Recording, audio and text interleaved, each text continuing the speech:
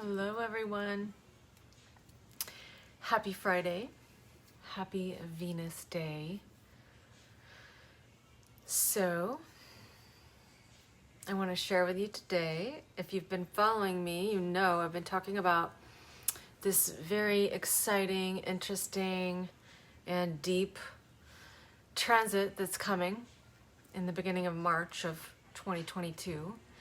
And it's definitely worthy of prepping for, thinking about, contemplating, considering, because it's a really important transit. And the one that I'm referring to is the Mars Venus Pluto conjunction at 27 degrees of Capricorn.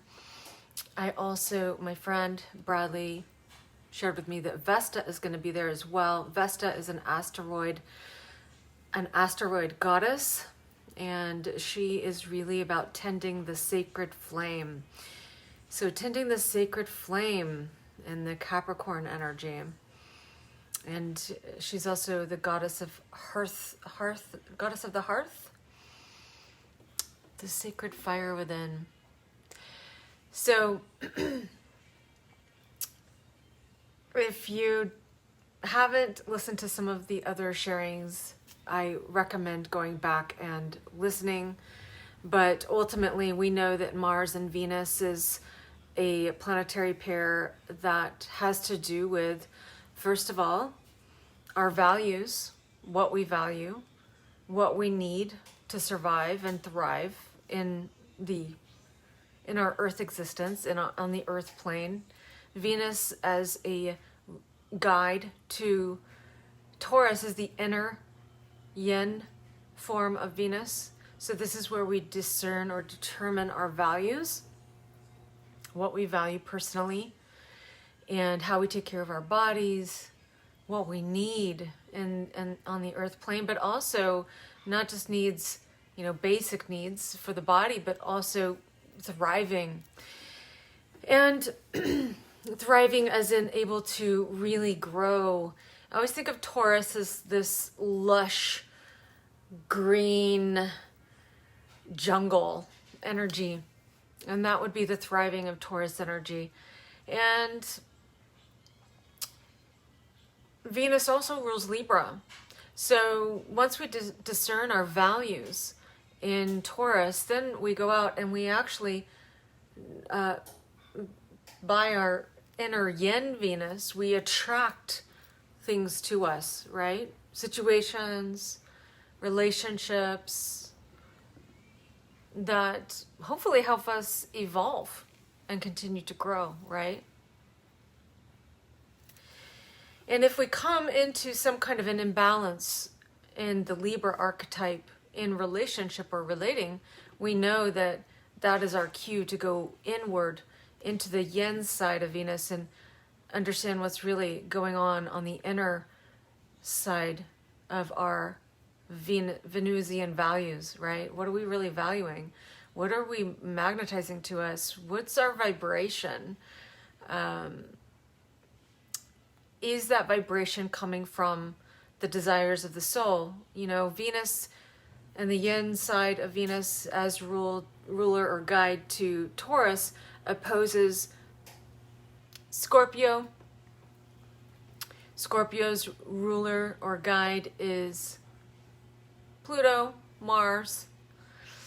So this is the unconscious desires and the desires that are made conscious through our actions. So Mars, right? Our instinctual actions. So Mars also rules Aries. So Mars is really about creating something new. Aries is all about initiating something. And so the idea is to work with Mars, Venus, and Pluto to discern our values on a soul level, really connecting in with our soul and our soul evolution, and instinctually acting from that. And if we discover that we instinctually act from something that is not in the, let's say, high vibration of Pluto as it rules Scorpio, meaning whatever's coming from the unconscious, this is something that we're actually desiring that's good for us, or is it something that would create imbalance in our relating and imbalances of power? So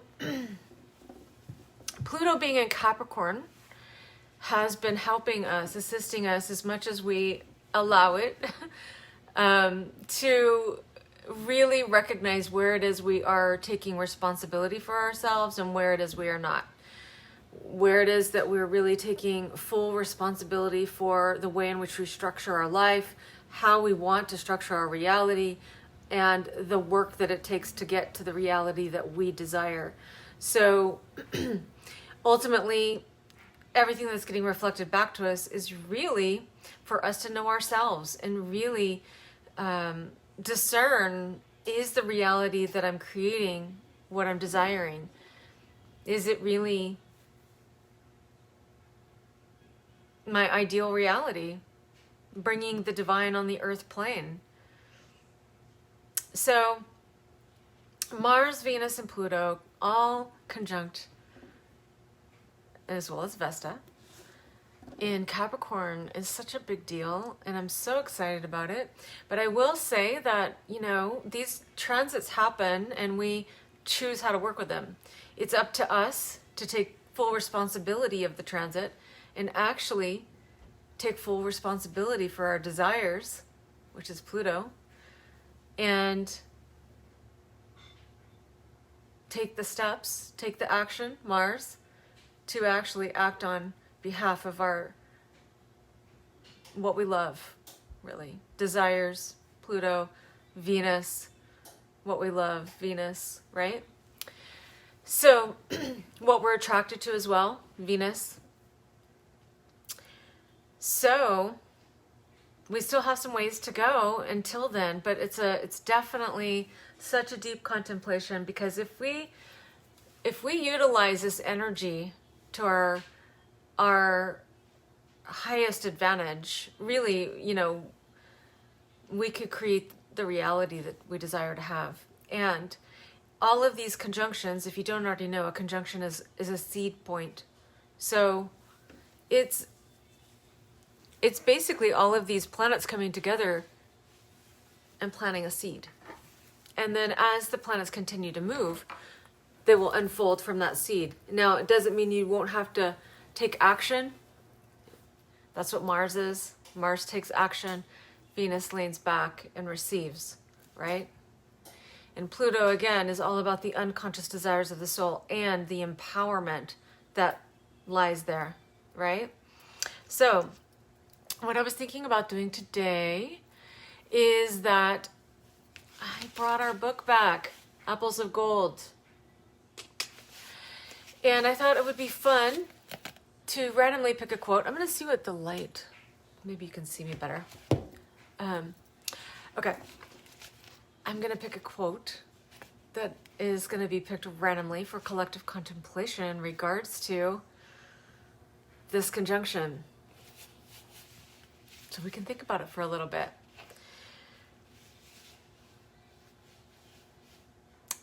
I'm thinking I'll probably contemplate the quote for a while. We've got a ways before this conjunction. As I said, it's around March 3rd and of next year of 2022. And then there's so many important planetary transits until then that lead up to that. But yeah, I thought it would be fun to go ahead and pick a quote and think about it for a while, contemplate it. So my hope is that it is empowering for people. Whatever quote that I randomly gravitate to, my hope is that it's really a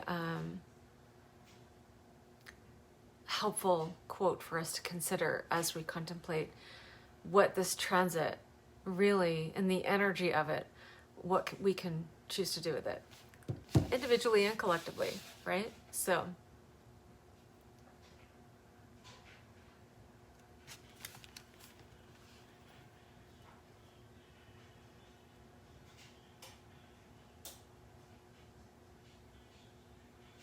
all right. This is an interesting quote. I love it. It's in the long suffering section of the book. So if you don't already know, this book it's just a book of quotes, and it has different subjects that has quotes in regards to the subject, and the subject is long suffering. So the quote is, "Fault finders never improve the world. They only make it seem worse than it really is."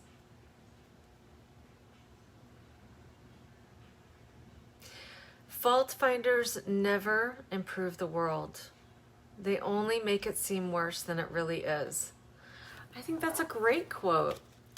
If you have any thoughts, insights, comments, please leave your thoughts, insights, or comment as you feel inclined. My thought about that is my mind immediately went to Pluto and Capricorn, because Pluto in Capricorn is really about no excuses. You know,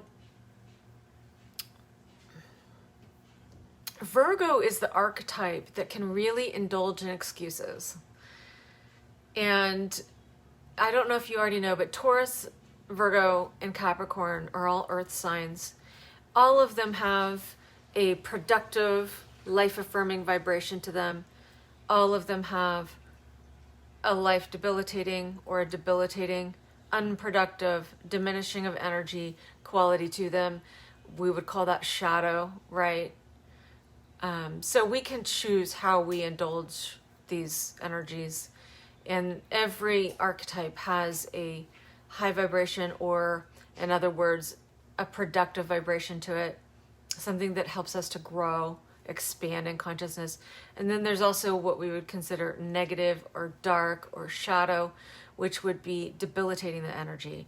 It would be degenerating energy, right? Rather than regenerating energy. Okay, so one of the things about Virgo that is more degenerating energy is making excuses rather than taking responsibility.